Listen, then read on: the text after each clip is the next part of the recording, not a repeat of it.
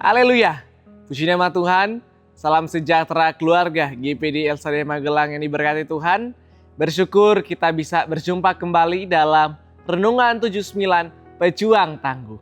Puji nama Tuhan, pada saat ini kita akan sama-sama kembali belajar dan merenungkan kebenaran firman Tuhan yang terdapat di dalam 2 Samuel 7 ayat 2 sampai 7. Saya akan membacakan dalam terjemahan firman Allah yang hidup. Bapak Ibu Saudara dapat memperhatikannya. Firman Tuhan berkata seperti ini. Raja Daud berkata kepada Nabi Nathan, Lihatlah, aku tinggal dalam istana yang terbuat dari kayu aras, sedangkan tabut Allah berada di dalam kemah.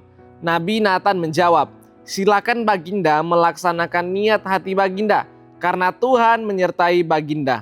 Tetapi pada malam itu Tuhan berfirman kepada Nabi Nathan, katakan kepada hambaku Daud, agar ia jangan melaksanakan niatnya itu. Mana mungkin engkau membangun sebuah rumah untuk tempat kediamanku? Bukankah aku tidak pernah tinggal dalam sebuah rumah? Sejak aku menuntun Israel keluar dari Mesir, tempat kediamanku ialah di dalam kemah. Dan aku tidak pernah mengeluh kepada para pemimpin Israel yang kutetapkan sebagai gembala atas umatku. Pernahkah aku berkata kepada mereka, mengapa kalian tidak membangun bagiku sebuah rumah yang indah dari kayu aras? Ya, puji nama Tuhan.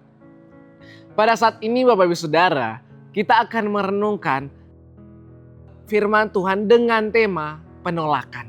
Kita akan melihat penolakan yang terjadi di sini, tetapi bukan sesuatu yang negatif. Nah, ketika kita mendengar kata penolakan, ya sering kali diartikan dengan sesuatu yang negatif. Tetapi di sini tidak semua penolakan itu buruk. Tidak semua penolakan itu negatif terus Bapak Saudara. Melainkan ada penolakan yang justru lahir dari kasih. Ada penolakan yang bersifat positif atau baik. Nah, mungkin kita pernah mengalami yang namanya penolakan. Setiap orang pasti pernah mengalami yang namanya penolakan. Mungkin kalau secara rohani ya mungkin doa yang tidak dijawab, rencana yang kita rencanakan gagal, atau keinginan yang Tuhan tidak izinkan itu terjadi. Mungkin Bapak Ibu Saudara punya pengalaman yang berbeda-beda. Ya biasanya ketika mungkin kita menerima penolakan tersebut, ya kita mungkin berpikir, oh Tuhan, kalau Tuhan menolak atau kalau Tuhan tidak menjawab, berarti Tuhan tidak peduli. Berarti Tuhan tidak sayang dan lain semacamnya. Nah, dari sini kita akan belajar dari kisah Daud bahwa ada penolakan yang lahir bukan dari kebencian, tetapi lahir dari kasih untuk suatu hal yang lebih baik, Bapak Saudara. Nah, sebuah ilustrasi tentunya. Ada seorang anak kecil yang datang kepada orang tuanya untuk meminta pisau atau meminta barang yang tajam. Kemudian orang tuanya menolak permintaan anaknya ini. Nah, kemudian anak itu menangis karena ayahnya menolak memberikan dia pisau. Padahal dia ingin, padahal dia pengen untuk bermain dengan pisau. Tetapi ayahnya menolak sehingga anak ini menangis. Dan anak ini merasa bahwa orang tuanya tidak sayang kepadanya. Orang tuanya jahat, orang tuanya membatasi kebebasannya dan lain semacamnya. Ya. Padahal orang tuanya menolak bukan karena membenci anaknya, tetapi karena mengasihi anaknya. Kenapa? Orang tuanya tahu Bapak Saudara bahwa anak itu belum mengerti bahayanya pisau. Ya pisau itu atau barang tajam bisa melukai anak tersebut. Ada bahaya yang tidak dimengerti oleh anak itu. Nah, kalau kita kaitkan dengan kehidupan kita ya, kadang kita seperti anak itu di hadapan Tuhan. Ketika kita meminta sesuatu yang kita inginkan, yang kita pengenkan, yang kita kemudian doakan, tetapi Tuhan berkata tidak. Ya terkadang kita merasa penolakan tersebut atau doa yang kita jawab itu, ada nggak kuasa Tuhan? Katanya Tuhan mengasihi kita, kok doa saya tidak dikabulkan? Ya mungkin kita ada pemikiran yang seperti itu. Ada doa-doa kita yang mungkin ditolak oleh Tuhan. Tetapi kita akan belajar Bapak Saudara. akan ada begitu banyak hal yang kita pelajari dari penolakan ini. Penolakan ini adalah bentuk perlindungan dan kasihnya terhadap kita ya, seperti orang tuanya yang menolak memberikan pisau kepada anaknya, begitu juga Tuhan.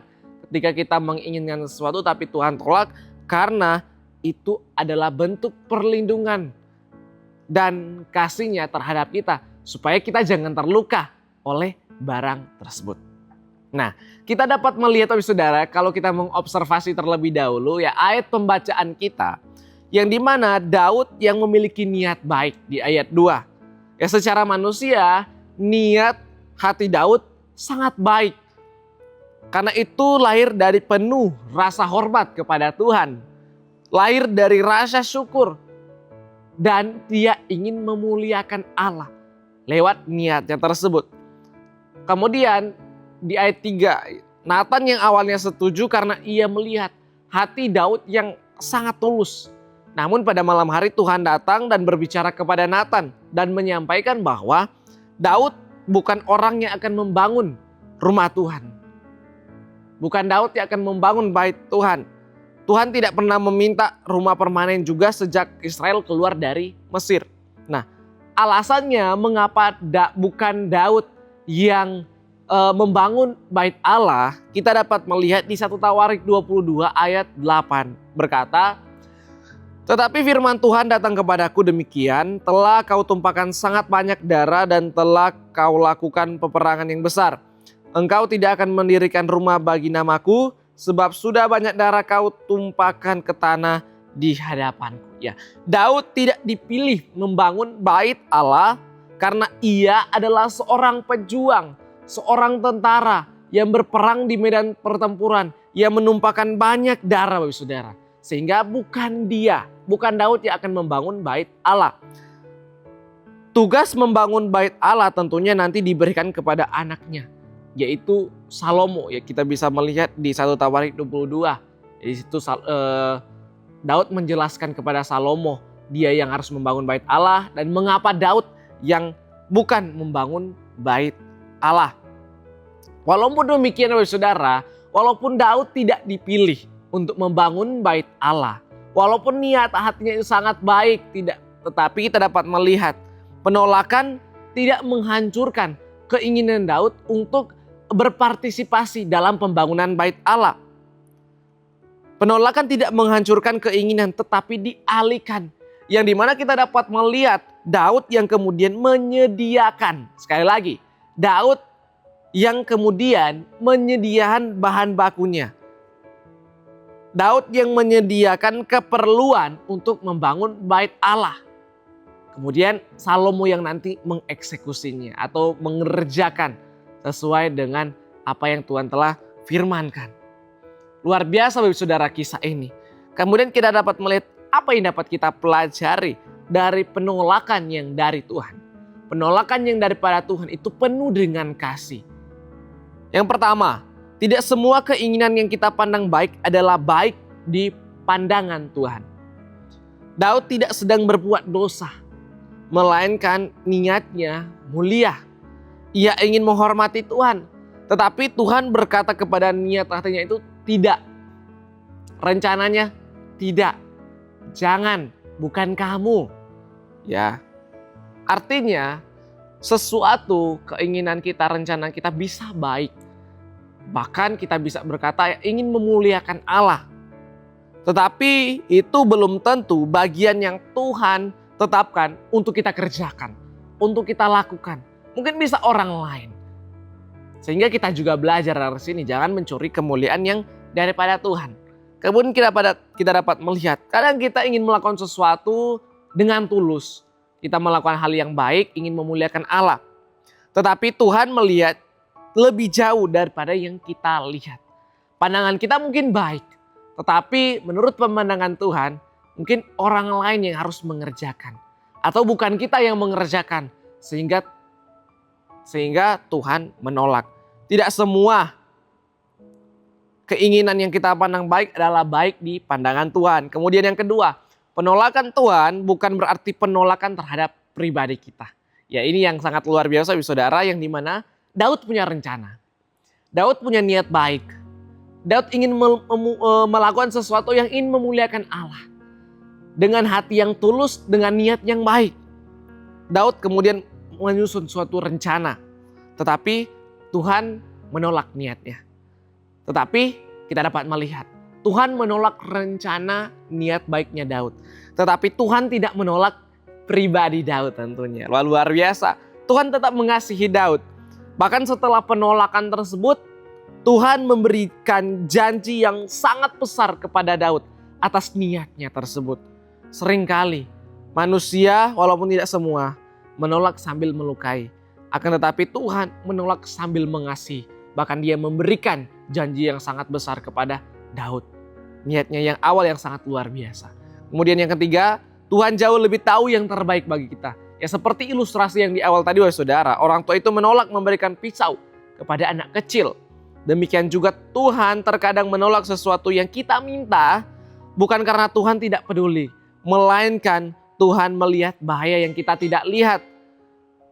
Tuhan tahu waktu yang tepat untuk memberikan apa yang kita perlukan. Dan Tuhan punya rencana yang jauh lebih besar dari apa yang kita bayangkan. Dan yang terakhir, Tuhan memiliki alasan yang kuat, alasan yang baik, alasan yang benar. Mengapa Tuhan menolak setiap apa yang kita minta, apa yang kita doakan mungkin. Bukan berarti sekali lagi Tuhan itu jahat, tetapi Tuhan menolak dengan penuh kasih. Kadang apa yang kita inginkan bisa membahayakan diri kita. Oleh sebab itu Tuhan tidak ingin kita berada dalam masalah yang besar tersebut. Aplikasinya ya belajar menerima jawaban tidak dari Tuhan. Tidak semua doa harus dijawab dengan jawaban ya. Kadang Tuhan berkata tunggu atau bahkan tidak. Jangan langsung berpikir oh Tuhan kok gini, Tuhan kok gitu. Mempertanyakan tentang kuasa Tuhan, mempertanyakan tentang kasih Tuhan dan sebagainya. Ingat bahwa bisa jadi Tuhan sedang melindungi kita dari masalah yang sangat serius. Yang jauh dari kemampuan kita ya. Daud ditolak kerinduannya untuk membangun bait Allah. Akan tetapi di ayat 18-29 Daud menaikkan ucapan syukur. Kita terus berdoa, terus menaikkan permohonan dengan penuh ucapan syukur kepada Tuhan saudara. Nanti Tuhan yang pasti akan memberikan yang jauh lebih baik dari apa yang kita doakan. Kenapa? Karena Dia adalah Bapa yang baik. Lukas 11 ayat 11 berkata, Bapa manakah di antara kamu jika anaknya minta ikan daripadanya akan diberikan ular kepada anaknya itu diganti ikan. Dia adalah Bapa yang baik yang memberikan apa yang kita perlukan. Yang memberikan yang memang kita butuhkan. Amin. Kemudian tetap percaya walau terkadang kita tidak mengerti rencana Tuhan dalam kehidupan kita. Terkadang kita tidak mengerti keputusan Tuhan sekarang atas kehidupan kita. Akan tetapi suatu hari kita akan menyadari bahwa oh ternyata Tuhan sedang menjaga saya. Oh ternyata Tuhan sedang melindungi saya. Oh ternyata Tuhan memproses saya supaya saya menjadi lebih kuat dari hari kemarin. Oh ternyata Tuhan sudah merencanakan sesuatu yang indah bagi saya. Sehingga kita pelajari Bapak Saudara. Atas setiap penolakan yang terjadi, penolakan Tuhan adalah penolakan yang penuh dengan kasih. Untuk membantu kita, untuk melindungi kita, untuk menjaga kita, dan untuk memberikan yang jauh lebih besar yang kita inginkan. Amin. Terima kasih telah mengikuti Renungan 79 Pejuang Tangguh. Kiranya firman Tuhan ini dapat memberkati kita. Bapak Ibu Saudara yang ingin didoakan untuk pokok-pokok doa tertentu, atau ingin menceritakan kesaksian mujizat kesembuhan, pemulihan masalah keluarga dan lain-lain, dapat disalurkan melalui chat WhatsApp di nomor 0813 2742 0088. Tuhan Yesus memberkati kita semua. Mari kita satu dalam doa, kita berdoa. Bapa di sorga, kembali kami bersyukur Tuhan buat kebaikan-Mu dalam setiap kehidupan kami. Kami boleh kembali belajar firman-Mu. Dan kiranya terus Tuhan yang memperlengkapi setiap kami, dimanapun kami pergi dan berada, keputusan kami berasal dari hikmat yang daripada Tuhan. Tuhan itu pengasih dan penyayang, panjang sabar dan besar kasih setianya. Tuhan itu baik kepada keluarga GPDI El Shaddai Magelang dan penuh rahmat terhadap segala yang dijadikannya. Terima kasih Tuhan, kami percaya Engkau yang selalu memberkati, menyertai kami semua. Di dalam nama Tuhan Yesus Kristus kami berdoa, haleluya, amin.